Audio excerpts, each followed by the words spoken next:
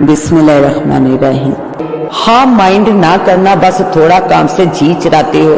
इनकी ये बात सुनकर मैं शर्मिंदा सा होकर रह गया और वो मुस्कुराने लगे। मैंने पहले ही कहा था कि माइंड ना करना। इट्स ओके सर, मेरे मुंह से इतना ही निकला। तुम इस बारे में खूब सोच लो। अगर तुम्हें ये ऑफर अच्छी लगे तो तनख्वाह और रिहाइश वगैरह के बारे में बात कर लेंगे। इसके बाद वो मुझे आराम करने का कहकर वहां से चल दिए। वो रात मुझे नींद ना आ रही थी। ये नहीं कि मैं इस ऑफर के बारे में गौर कर रहा था, बल्कि ये ऑफर तो मैंने नसीर साहब के जाने के बाद ही कबूल करने का सोच लिया था। मुझे तो मिस शाहाना के साथ एक बेहतरीन वक्त गुजारने का मौका मिल रहा था। मेरे ज़हन में ये सोच थी कि वो कौन सी ऐसी मजबूरी थी जिसकी वजह से मिस शाहाना को इलेक्शन में हिस्सा लेने को जरूरी था।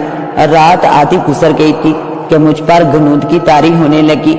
मेरी आंखें बोझल होकर बंद होने लगी कि अचानक मुझे लगा कि खिड़की के सामने से कोई साया लहराया हो। जैसे आहिस्ता आहिस्ता मैं नींद की वादी में जा रहा था, इसी तरह आहिस्ता आहिस्ता उठ बैठा और फिर खिड़की पर जाकर बाहर देखने लगा।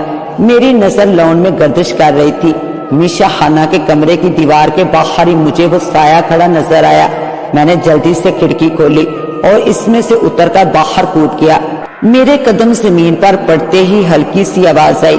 इस साये ने फिर भी मेरी तरफ पलटकर ना देखा। सीधा होते ही मैं उसकी तरफ दौड़ पड़ा और मैं नंगे पांव इसलिए भागने से अजीब सी दमक पैदा हो रही थी। लेकिन वो साया इस तरह मिस शाहाना की खिड़की के सामने मुझसे बेपरवाह खड़ा था। मैंने इसके पास पहुंचकर इस पे छलांग लगा दी, लेकिन मुझे एक हैरत का झटका लगा क्योंकि मैं इस साये में से उतरता हुआ घास पर जा गिरा। वो हकीकत में साया ही था, लेकिन किसका था? मैंने इधर उधर देखा, मुझे वहां कोई आदमी नजर न आया जिसका वो साया हो। फिर मैंने जल्दी से उस साये की तरफ देखा जो मुसलसल मिस शाहाना की खिड़की पे नजरें जमाए खड़ा था। मेरे जिस्म से ठंडा पसीना निकलने लगा। उस साये की किसी आदमी के बगैर यहाँ मौजूदगी मेरी समझ से बालातर थी। मुझे कोई चक्कर लग रहा था। मेरे दिल पे एक हैबत सी डेरा डालने लगी। मुझे ऐसा लगा कि बस अभी सांस रुक जाएगा। मैं पीछे की तरफ गिरने लगा। मेरे मुंह से जैसे खुद ब खुद निकला, ला हौल वला कुव्वत, और इसके फिजा में बुलंद होते ही इस साये ने मेरी तरफ सर घुमाया। मेरी जुबान पे विर्द जारी रहा और मेरे देखते ही देखते वो साया गायब हो गया। मेरे मुंह से गुटी गुटी चीख निकली। मैं हैबत से पीछे उलटकर गिर पड़ा। जाने कितनी देर में बेसुध सा लॉन के घास पर पड़ा था। इधर सुबह की अजान हुई और उधर मैं उठकर बैठ गया। मैं इस लॉन में बेशकीनी से अपने आप को देखने लगा और सोचने लगा कि मैंने अभी कुछ देर पहले जो देखा वो वाकई में था या कोई ख्वाब था। ये सोचते हुए मैं वहां से चलते हुए कमरे में आकर बेड पर गिर सा गया। वो साया बार बार मेरी आंखों के सामने लहरा सा जाता और फिर मैं नींद की गहरी वादी में चला गया। और जब मैं उठा तो दोपहर गुजर रही थी। मुलाजिम नाश्ते का पता करने आया तो मैं दोपहर का खाना और साथ में चाय मंगवा ली। इसके खाना लाने तक मैं फ्रेश हो गया। खाने के बर्तन उठाते वक्त मुलाजिम ने बताया कि नसीर साहब सुबह से 2-3 दफा याद कर चुके हैं। मेरे जहन में फौरन रात वाला वाकया फिरने लगा। जाने वो क्या था, क्यों था, किसके लिए था। मुलाजिम जब चला गया तो मैं नसीर साहब और मिस शाहाना के बारे में सोचने लगा, जो कि यकीनन मेरे जवाब के मुंतज़िर होंगे। मुझे तो अपनी ख्वाहिश पूरी होती नजर आ रही थी, लेकिन उन लोगों को मुझसे बहुत बेहतर ऐसे लोग मिल सकते थे जो कि सियासत में चलते फिरते पुरजे थे और वो एक बेहतरीन पैकेज पर इनके साथ काम करने के लिए तैयार हो सकते थे। जबकि मुझे सियासत की कोई सूझबूझ न थी, तो फिर ये लोग मेरा ही इंतखाब क्यों करना चाहते थे? क्या इसलिए कि मैंने मिस शाहाना को बचाने के लिए अपनी जिंदगी दांव पर लगा दी थी, या फिर उन बड़े लोगों को कुर्बानी के लिए एक बकरे की जरूरत थी?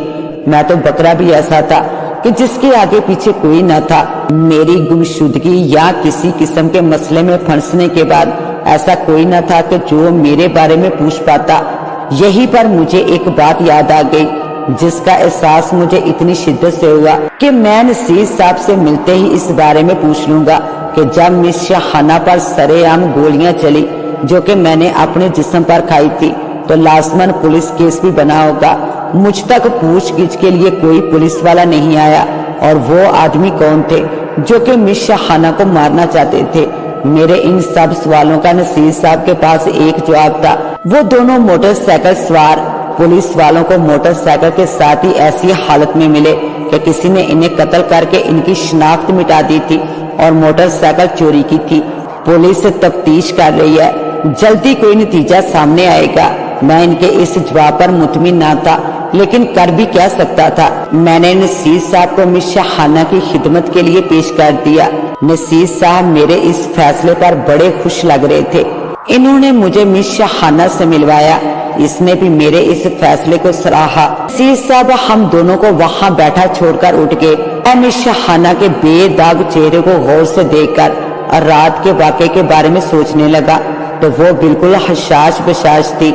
इसका मतलब था कि अभी इसका इस साये से वास्ता नहीं पड़ा था। अली, तुम्हारे ज़हन में इस बारे में बहुत से सवालात होंगे कि सियासत में तो कितने ही लोग होंगे, फिर हमने तुमको ही क्यों रखा। इसका आसान सा जवाब मेरे पास है कि मैं किसी पहले से सियासी आदमी को रखना ही नहीं चाहती थी, क्योंकि वो लोग अपने फायदे के लिए मुझे हर तरह के दाव सिखाएंगे और चाहे मैं जितना भी बचूं इनके दाव में आखिर आ ही जाऊंगी। इसलिए मेरी ख्वाहिश थी कि मेरे सेक्रेटरी के तौर पर कोई नया लेकिन पढ़ा लिखा और समझदार बंदा होना चाहिए। तुम्हारा ताल्लुक सियासत से नहीं, लेकिन मुझे पूरा यकीन है कि तुम हर आने वाले मुश्किल वक्त में मुझे बेहतरीन समझा सकते हो। मिस शाहाना की बातें सुनकर मैं खुशी से फूल सा गया। मेरे ज़हन से खदशात की गर्द कुछ कम हुई। हम सब ने रात का खाना साथ खाया। इसके बाद मैं इजाजत लेकर अपने कमरे में आ गया। बेड पर लेट तो गया, लेकिन दिन भर सोने की वजह से नींद ना आ रही थी।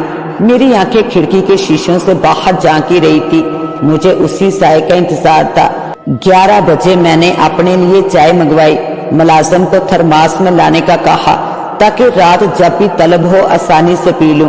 1 बजने वाला था। मेरी निगाहें मुंतशिर अंदाज में खिड़की से देख रही थी कि अचानक कोई खिड़की के सामने से गुजर गया। मैं चौंक कर उठा और खिड़की के फट खोलकर उधर से ही बाहर जिस तरफ कोई गया था देखा वही साया दरमियानी स्पीड से चलता हुआ मिस शाहाना के कमरे की खिड़की की तरफ जा रहा था। मैं फूलों के पौधों के साथ छुपता हुआ इसके पीछे जाने लगा। अब वो साया खिड़की के ऐन नीचे खड़ा खिड़की की तरफ देख रहा था। मैं पौधों के साथ छुपकर इसे देखने लगा। उसी वक्त साया खिड़की की तरफ बढ़ा। मैं उसके अंदाज से चौंक उठा, क्योंकि इसने भागने वाले अंदाज में 2 स्टेप लिए और जंप लगाकर खिड़की पर चढ़ गया। खिड़की खुली हुई थी।